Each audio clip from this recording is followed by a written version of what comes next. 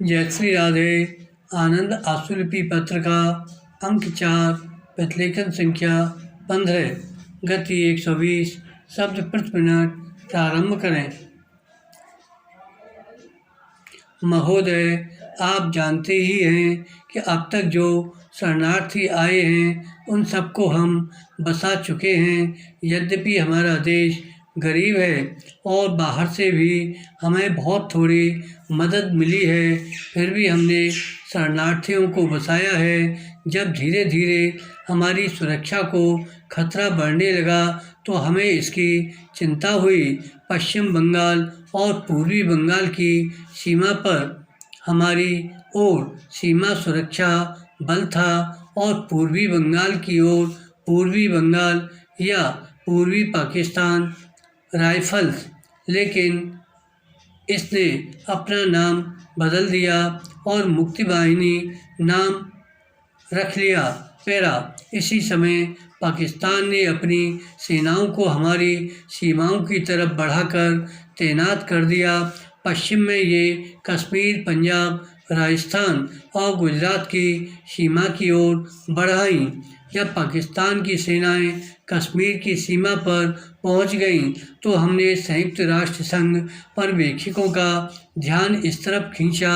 उन्होंने हमें बताया कि पाकिस्तान की सेनाएं प्रशिक्षण अभ्यास कर रही हैं। इस पर कौन विश्वास कर सकता था?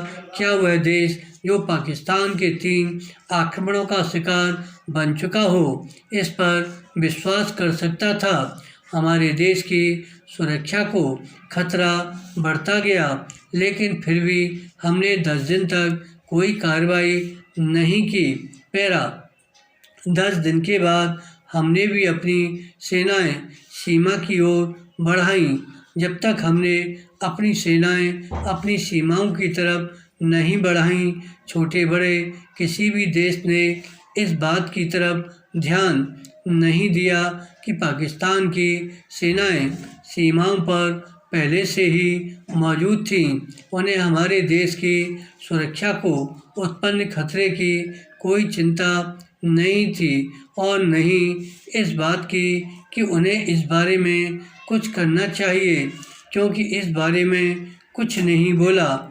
लेकिन जब हमारी सेनाएं आगे बढ़ीं, किसी दूसरे क्षेत्र में नहीं, अपने ही क्षेत्र में, तो संसार की कुछ शक्तियों ने शोर मचाना शुरू किया कि शांति खतरे में है और दोनों को अपनी अपनी सेनाएं पीछे हटा लेनी चाहिए। तो क्या हम इसे मान सकते थे जिसमें जिम्मेदारी की भावना है? ऐसी कोई सरकार, मंत्री या अफसर देश और इसकी सीमाओं की सुरक्षा खतरे में नहीं डाल सकता था? पाकिस्तान की सेनाएं हमारी सीमाओं की तरफ क्यों बढ़ीं और क्या इससे हमारी सुरक्षा को खतरा नहीं पैदा हुआ? यदि हम अपनी सेनाओं को हटाते हैं, उनके लिए प्रबंध है। विराम। धन्यवाद।